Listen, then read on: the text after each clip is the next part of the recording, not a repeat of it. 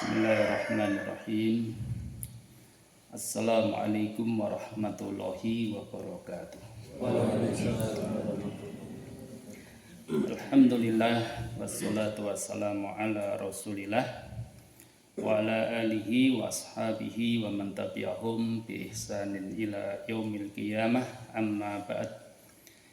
Jamaah swasibu rahimani wa rahimakumullah.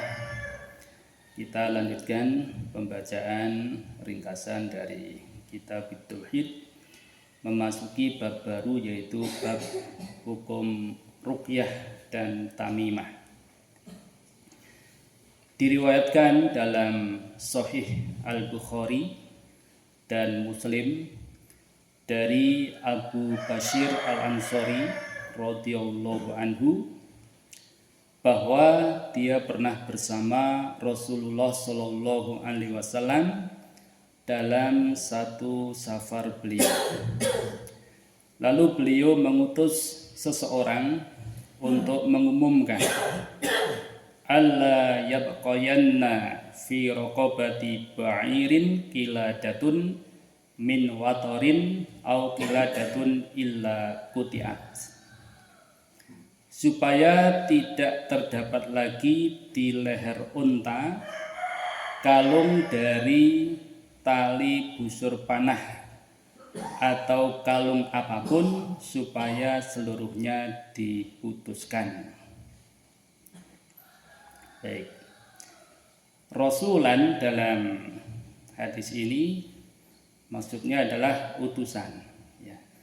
Namun bukan nabi, tetapi yang dimaksud adalah seorang sahabat yang bernama Zaid bin Haritsah, ya. Zaid bin Haritsah ini diutus untuk supaya mengumumkan, ya, agar tali-tali yang ada di, ya, unta, ya, yang dikalungkan di unta itu diputuskan. Baik. Ada beberapa faidah yang bisa diambil dari riwayat ini. Yang pertama yaitu wujubu ingkaril mungkar, ya, wajibnya merubah kemungkaran, ya. Karena tali yang dikalungkan di leher unta itu diyakini oleh orang Arab, yakni dapat menangkal penyakit ain, ya, penyakit, ya, dari pandangan mata, ya. Maka diminta oleh Rasul SAW supaya diputus. Kemudian yang kedua yaitu qabulu khabaril wahid, yaitu kabar ahad itu diterima, ya, dapat diterima, ya. Khabar yang dibawa oleh seorang perawi saja, ya. Dan ini juga bisa diyakini sebagai akidah, ya, sepanjang khabar atau hadis tersebut itu sahih, ya. Kemudian yang ketiga adalah ibtalu i'tiqadin naf'i fil qalaidi min ayyi nau'in kanat. Jadi batilnya keyakinan bahwa kalung-kalung dari bahan apapun itu dapat mendatangkan keberuntungan. Maka hal semacam ini, ya, batil, ya, tidak bisa diterima, tidak boleh. Kalau diyakini maka bisa, ya, menjurus kepada kesyirikan. Jadi kalung atau apapun, ya, kalau itu diyakini bisa menolak bala, ya. Tapi kalau kalung emas atau apa hanya perhiasan, maka tidak ada masalah. Kalau emas itu dipakai oleh seorang wanita. Tapi kalau emas itu dipakai oleh seorang pria, maka tidak boleh, ya. Hukumnya haram. Jadi kalau bapak-bapak, mas-mas itu diusahakan tidak pakai cincin, ya, emas atau kalung emas. Namun bagi ibu-ibu maka boleh memakai emas. Nah, selama tentu tidak diyakini untuk menolak bala. Jadi sifatnya untuk berhias. Tapi kalau memakai kalung, ya mungkin senar atau mungkin apa ya, kalau dikalungkan di leher unta ini adalah tali busur panah, itu biasanya ada talinya gitu ya.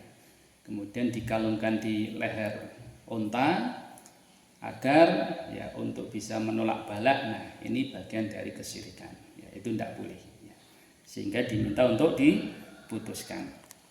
Baik. Kemudian yang keempat adalah naibul imami yaqumu maqamahu fima usnada ilaih. Ya. Jadi wakil imam itu berhak melaksanakan sesuatu yang telah diserahkan oleh imam kepadanya. Nah, jadi sama seperti yang ada di kita ya, di masyarakat.